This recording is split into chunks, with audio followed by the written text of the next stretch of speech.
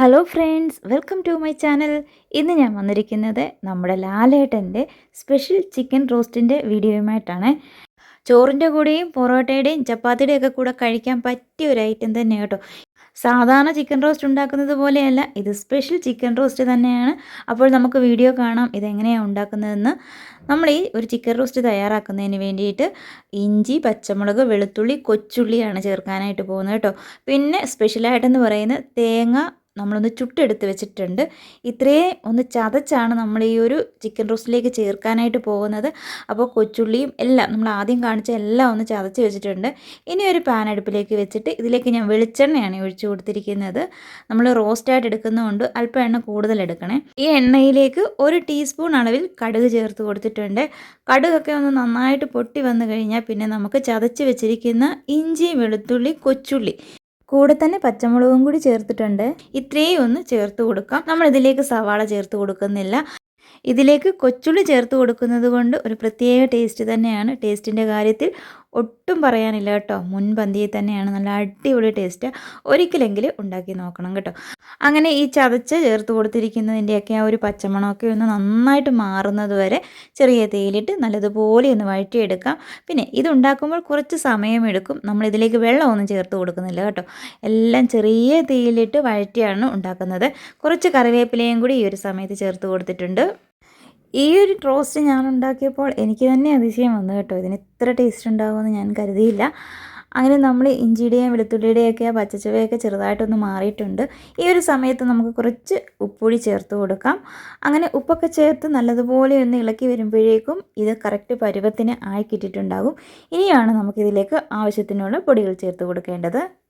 3/4 table spoon അളവിൽ പെരിഞ്ജീരകപ്പൊടിയും 1 table spoon അളവിൽ ചതച്ച മുളകും 3/4 ടേബിൾ സ്പൂൺ അളവിൽ കുരുമുളക് പൊടിയും ചേർത്ത് കൊടുത്തിട്ടുണ്ട്. കൂടെ തന്നെ നമുക്ക് 3/4 ടേബിൾ സ്പൂൺ അളവിൽ തന്നെ നല്ല ഗരം മസാലയും കൂടി ചേർത്ത് കൊടുത്തിട്ടുണ്ട്.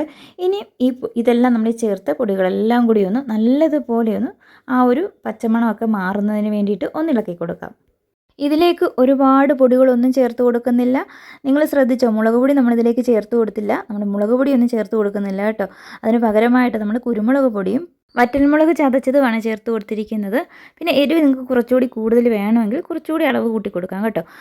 ഇപ്പോൾ ഞാൻ ഇതിലേക്ക് നമ്മൾ ചതച്ച് വെച്ചിരുന്ന തേങ്ങയോട് ചേർത്ത് കൊടുത്തിട്ടുണ്ട്. തേങ്ങ നമ്മൾ ചുട്ടതാണ്. ചുട്ട് ചതച്ച് ചേർക്കുന്നതിനായിരിക്കും ടേസ്റ്റ് കൂടുതൽ. ഇങ്ങനെ തന്നെയാണ് ലാലേട്ടൻ ഉണ്ടാക്കിയിരിക്കുന്നത്. അപ്പോൾ നമ്മളും അതേ രീതിയിൽ തന്നെയാണ് തയ്യാറാക്കിയിരിക്കുന്നത് കേട്ടോ.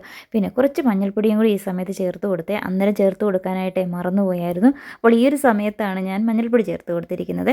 എന്നിട്ട് എല്ലാം കൂടി ഒന്ന് ഇളക്കാം. ആ ചതച്ച തേങ്ങയുടെ ആ ഒരു ചുവയൊക്കെ ഉണ്ടല്ലോ, അതൊക്കെ ഉണ്ടെങ്കിൽ അങ്ങ് മാറുന്നതിന് വേണ്ടിയിട്ട് നല്ലതുപോലെ ഒന്ന് ഇളക്കി കൊടുത്ത് ഇപ്പോഴാണ് നമ്മൾ ചിക്കൻ ചേർത്ത് കൊടുത്തിരിക്കുന്നത്. ചിക്കൻ നന്നായിട്ട് കഴുകി ആ വെള്ളമയമൊക്കെ ഒന്ന് നന്നായിട്ട് മാറിയതിന് ശേഷം ഒഴിച്ചു കൊടുത്തു. 1 കിലോ ചിക്കനാണ് ഞാനിവിടെ എടുത്തിരിക്കുന്നത്. ഇനി എല്ലാം കൂടി ഒന്ന് ഇളക്കി കൊടുക്കാം. ഈ മസാലയൊക്കെ ചിക്കനിലേക്ക് നന്നായിട്ടൊന്ന് പിടിക്കട്ടെ. അതിന് വേണ്ടിയിട്ട് നല്ലതുപോലെ ഒന്ന് ഇളക്കി കൊടുത്തിട്ടുണ്ട്. ഇനി നമുക്കിതൊന്ന് അടച്ച് വെക്കാം. വെള്ളം ചേർത്ത് കൊടുത്തിട്ടില്ല. നമ്മൾ ഈ ഒരു റോസ്റ്റ് തയ്യാറാക്കുമ്പോൾ ഒട്ടും വെള്ളം ചേർക്കുന്നില്ല കേട്ടോ. അതുകൊണ്ടാണ് തീ നന്നായിട്ട് കുറച്ചിട്ടിട്ട് ഇത് തയ്യാറാക്കണമെന്ന് പറയുന്നത്. അപ്പോൾ തീ നന്നായിട്ട് കുറച്ചിട്ട് കൊടുത്ത് ഇതെല്ലാം ഇളക്കി അടച്ചൊരു 2-3 മിനിറ്റ് കഴിഞ്ഞപ്പോൾ തുറന്ന് നോക്കിയപ്പോൾ ചെറുതായിട്ടൊക്കെ വെള്ളമയമൊക്കെ ചിക്കനിൽ നിന്നൊക്കെ ഇറങ്ങിയിട്ടുണ്ട്. ഇടയ്ക്കിടയ്ക്ക് നമ്മളിതിങ്ങനെ ഇളക്കി കൊടുത്തുകൊണ്ടേയിരിക്കണം. പിന്നെ ചിക്കൻ നന്നായിട്ട് വെന്തില്ല എങ്കിൽ നിങ്ങൾക്ക് കുറച്ച് വെള്ളം ഒന്ന് തളിച്ച് കൊടുത്തിട്ട് അടച്ച് വെച്ച് വേവിക്കാവേ. ഞാനിപ്പോൾ കുറേ സമയം അടച്ച് വെച്ചു, പിന്നെ ഇളക്കി കൊടുത്തു, പിന്നെ അടച്ച് വെച്ചു. അങ്ങനെ ഒരു 5-6 പ്രാവശ്യം തന്നെ ഇങ്ങനെ ചെയ്തു കേട്ടോ. കാര്യം ഇത് അടി പിടിച്ച് കരിഞ്ഞു പോയാലേ ടേസ്റ്റ് വ്യത്യാസം ഉണ്ടാകും. അതുകൊണ്ട് നമ്മൾ ലോ ഫ്ലെയിമിലിട്ട് കുറേ സമയം എടുത്തു. ഏതാണ്ട് ഒരു 30 മിനിറ്റോളം എടുത്തു ഈ ഒരു റോസ്റ്റ് തയ്യാറാക്കി എടുക്കാനായിട്ട്. ഒട്ടും വെള്ളം ചേർക്കാതാണ് ഉണ്ടാക്കിയിരിക്കുന്നത്. ചിക്കൻ്റെ കഷ്ണങ്ങളൊക്കെ നന്നായിട്ട് വെന്തിട്ടുണ്ട്. ഒന്നും അങ്ങ് ഉടഞ്ഞു പോയിട്ടില്ല. പരുവത്തിന് തന്നെ വെന്ത് കിട്ടിയിട്ടുണ്ട് കേട്ടോ. ഇങ്ങനെയാണ് എടുക്കേണ്ടത്. ഇനി നമുക്ക് കുറച്ചുകൂടി ഒന്ന് ഡ്രൈ ആക്കി എടുക്കാം. നെയ്ച്ചോറ് ഉണ്ടാക്കുമ്പോൾ അതിൻ്റെ കൂടെ കഴിക്കാനായിട്ട് ബെസ്റ്റാണ് കേട്ടോ.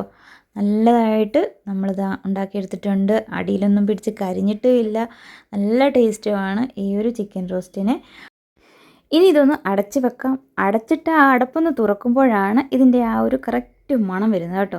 നല്ല അടിപൊളി മണമാണ്. ആ ഒരു കൊച്ചുള്ളിയുടെയും ഇഞ്ചിയുടെയും വെളുത്തുള്ളിയുടെയൊക്കെ ആ ഒരു മണമെന്ന് പറയുമ്പോൾ ഒരു പ്രത്യേക മണം തന്നെയാണ്. നമ്മൾ സവാള ചേർക്കുന്നില്ല, തക്കാളിക്ക ചേർക്കുന്നില്ല. സാധാരണ ഉണ്ടാക്കുന്ന ചിക്കൻ റോസ്റ്റിൽ നിന്നും ഒരുപാട് വ്യത്യാസമുണ്ട് ഈ ഒരു റോസ്റ്റിന്. പിന്നെ പ്രത്യേകിച്ച് തേങ്ങ ചതച്ചാണ് ചേർത്തിരിക്കുന്നത്.